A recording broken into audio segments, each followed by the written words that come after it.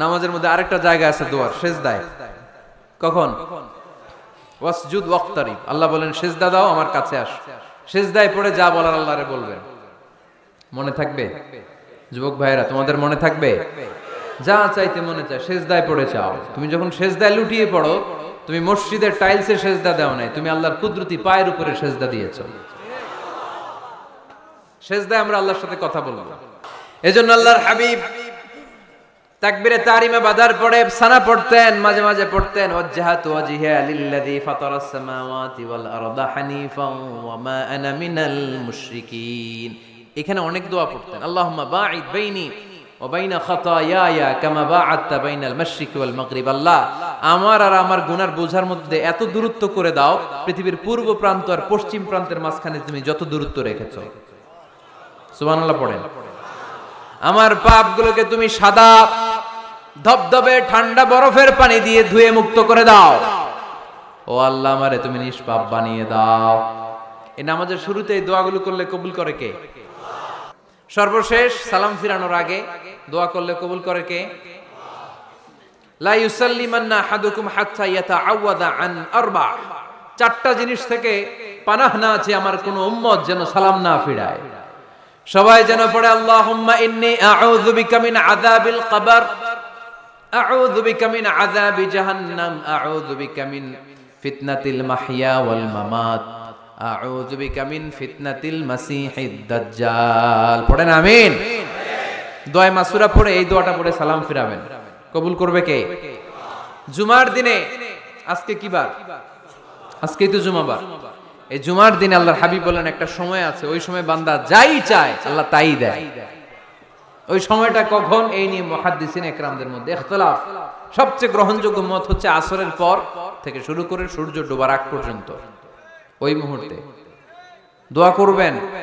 এই সময়গুলো নোট করে রাখবেন, এই সময় চাইলেই আল্লাহ দিয়ে দেয়। এরপর আল্লাহর হাবিব বললেন কদরের রাত্রে দোয়া করলে কবুল করে কে? আমরা বাংলাদেশে শুধু 27 পালন করি, বাকি 5 দিনের খবর নাই। এরকম আছে না নাই? 21, 23, 25, 27, 29 এই 5টা বেজর রাতে, যে কোনো রাতে কদর হয়ে যেতে পারে। আমরা নামাজ পড়ি কোন রাতে?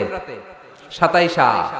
সারা রাত কানতে কানতে শেষ, ওদিকে কদর চলে গেছে 23 তারিখ। আছে না নাই? হতে পারে।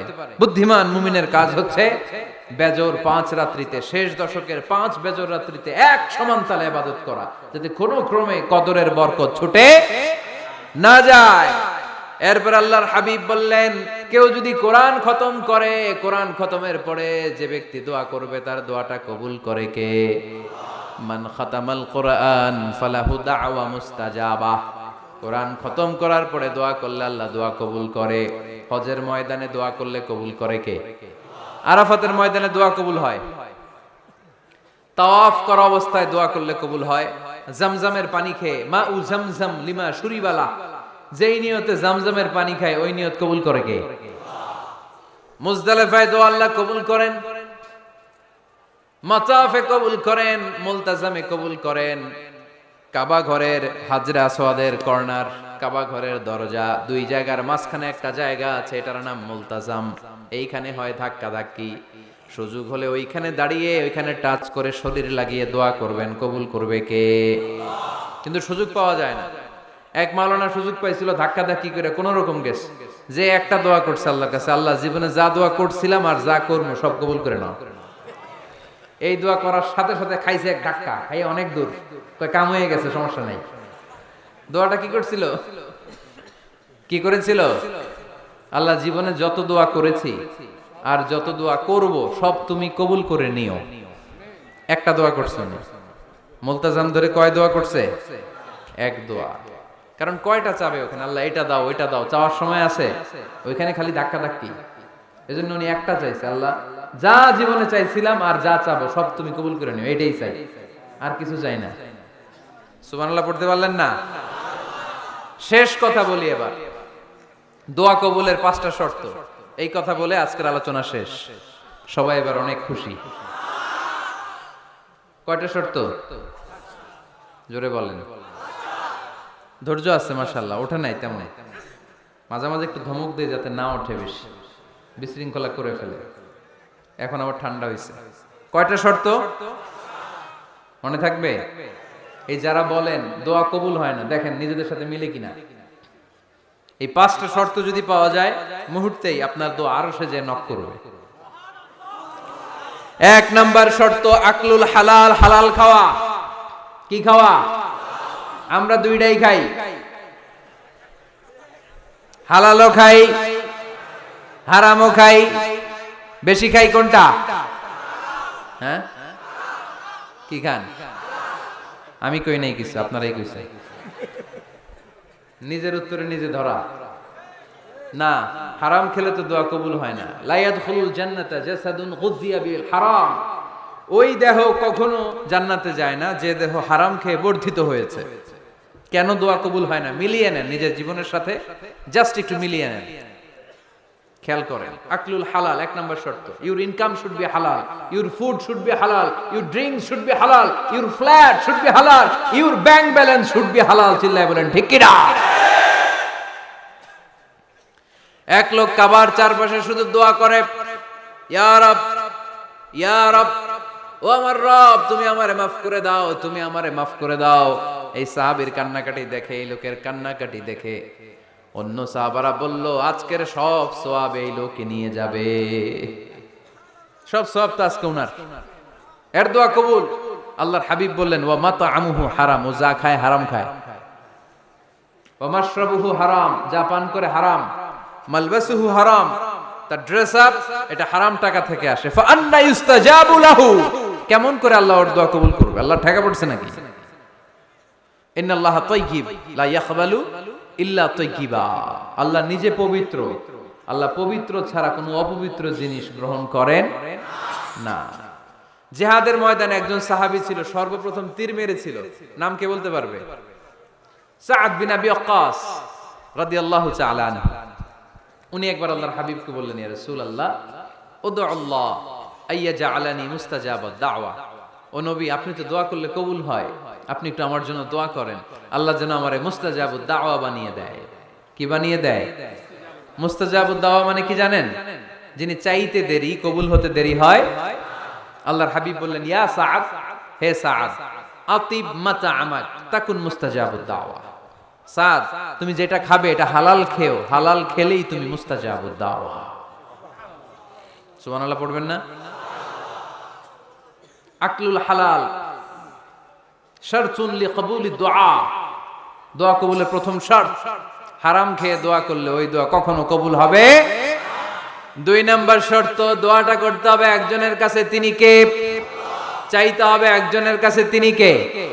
মসজিদে যে আল্লাহর কাছে চাইলেন, দরবারে যে বাবার কাছে চাইলেন, দোয়া কবুল কবুল হবে? হবে? চাইতে হবে একজনের কাছে, তিনি কে? অন্য কোথাও যেন আমরা না চাই। মাজারে যে যাওয়া যায় না, মাজার জিয়ারতের জন্য যাবেন, যে সালাম দিবেন, নিজের জন্য দোয়া করবেন, কবরে শুয়ে থাকা লোকটার জন্য দোয়া করবেন। ওখানে কিছু চাওয়া যাবে? চাইবেন কার কাছে? 2টা গেল শর্ত। 3 নাম্বার, ইয়াকিন থাকতে হবে যে আমার দোয়াটা কবুল হচ্ছে। যখন দোয়া করবেন আপনার এই বিশ্বাস থাকতে হবে, আমার রব আমার ফরিয়াদ শুনছে, তিনি আমার কথা শুনতে পাচ্ছে, আমি চাওয়া মাত্রই তিনি সব দিয়ে দিতে পারে, এবং আমার রব আমাকে ফিরাবে না, তিনি দিবেনই। এরকম ইয়াকিন থাকতে হবে। উদু আল্লাহ ওয়া আনতুম মুকিনুনা বিল ইজাবা, এমন ভাবে দোয়া করো যে তুমি সুনিশ্চিত এই দোয়া কবুল হবেই। এই নিশ্চয়তা নিজে নিজে নিয়ে নিবে। আল্লাহর উপর ভরসা কম আমাদের, এই ভরসা জাগে না যারে উনি দিবেনই, নিশ্চিত আমি। আপনি নিশ্চিত হলে পেয়ে যাবেন নিশ্চিত। আপনার মধ্যে যদি সন্দেহ, হায় রে কবুল হয় না, না হয়, ওই দোয়া জীবনেও কবুল হবে না। ঠিক কিনা? 4 নাম্বার শর্ত, আসসালাতু আলা রাসূলিল্লাহ, আল্লাহর হাবিব সাল্লাল্লাহু আলাইহি ওয়াসাল্লামের উপর দুরূদ পড়া। কুল্লু দুআ মাহজুব মাওকুফুন বাইনাস সামাই ওয়াল আরদ, আমরা যা দোয়া করি সব আকাশ জমিনের মাঝখানে পেন্ডিং হয়ে থাকে। মা লাম ইউসাল্লা আলাইহি, আল্লাহর হাবিব বললেন যতক্ষণ না আমার উপর দুরূদ শরীফ পড়া হয়। আওয়াজ করে সবাই পড়েন সাল্লাল্লাহু আলাইহি ওয়াসাল্লাম। আল্লাহর হাবিব সাল্লাল্লাহু আলাইহি সাল্লামের উপর দুরূদ না পড়লে ওই দোয়া কঠিন কালে আল্লাহ কবুল করেন। আকাশ জমিনের মাঝখানে পেন্ডিং। মেসেজ করেছেন আপনার বন্ধুকে, আপনার মোবাইলে টাকা নাই, মেসেজটা কি হয়ে থাকে? পেন্ডিং, তাই না? যখনই টাকা ঢুকাবেন সাথে সাথে সেন্ট, আপনার সব দোয়া পেন্ডিং হয়ে আছে আকাশ। আজকে দুরূদ করে দিবেন, সব সেন্ট মুআল্লাক, সব ঝুলে থাকে। মাহজুবুন মুআল্লাকুন বাইনাস সামাই ওয়াল আরদ। মনে থাকবে ভাইরা। 5 নাম্বার সর্বশেষ শর্ত হলো মুওয়াফাকাতুদ দুআই বিদ-দাওয়াব। শুধু দোয়ায় কাজ হয় না, দোয়ার সাথে মাঝে মাঝে দাওয়ারও দরকার আছে না নাই? দোয়াও লাগবে, দাওয়াও লাগবে, ঠিক কিনা? আপনার ছেলের জন্য আপনি দোয়া চাইতে আসলেন, হুজুর দোয়া করেন। অনেকে কলম নিয়ে আসে আমাদের কাছে, কলম। আমি ভাবছি আমারে গিফট করবে, পরে কয় না, গিফট না, ফু দিয়া দেন। ফু দিয়ে দেন কেন? আমার ছেলের পরীক্ষা, আপনার ফু পাইলে গোল্ডেন এ প্লাস। আমি কই সর্বনাশ, লেখাপড়া না করলে ডবল জিরো পাবে, দোয়ায় কাজ হবে না।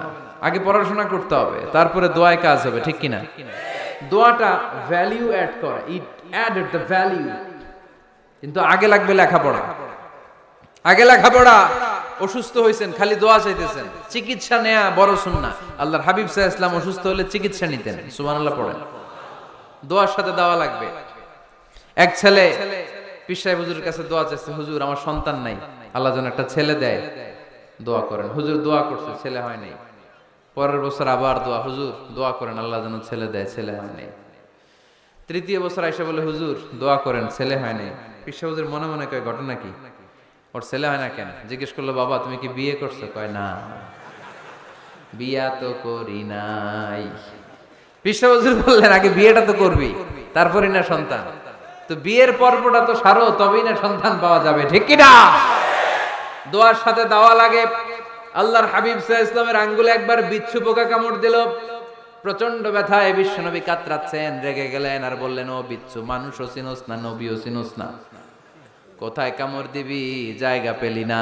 কিন্তু বিশ্বনবী ব্যথা পাচ্ছেন। আম্মা জান আয়েশাকে বললেন রাদিয়াল্লাহু তাআলা আনহাকে বললেন, লবণের পানি নিয়ে আসো, গরম দাও, ঢালো। উনি আরাম পাচ্ছেন। আর সূরা ইখলাস পড়ে ফু দিতে লাগলেন, ফাতিহা পড়ে ফু দিতে লাগলেন। গরম পানি ঢালা শেষ, ফু দেওয়া শেষ, আঙ্গুলের ব্যথাও। দেখছেন কি কম্বিনেশন? দোয়াও লাগে, সাথে সাথে কি লাগে? দাওয়াও লাগে। দোয়া আর দাওয়া দুইটার সমন্বয়ে আপনাকে সফলতা দিবে কে?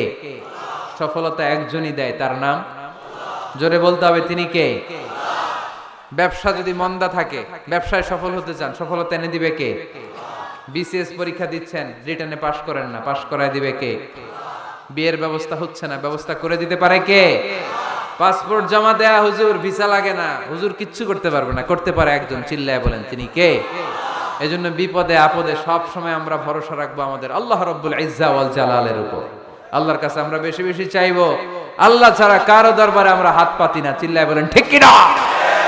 আমরা ফকির একজনের দরবারে, ঘাটে ঘাটে আমরা ফকির হইতে রাজি না, আমরা একজনের দরবারে ফকির। দরবারটা কার? দোয়া একটা শিল্প। যে টিপস গুলো শিখাইলাম আজকে, এগুলোর আলোকে আমরা যেন দোয়াটাকে আত্মস্থ করতে শিখি, যাতে দোয়া করার সাথে সাথে এই দোয়া আরো সে কবুল হয়ে যায়। আল্লাহ আমাদের সবাইকে কথাগুলো বুঝার ও আমল করার তৌফিক দান করো। আল্লাহুম্মা আমিন। রব্বানা যালামনা আনফুসানা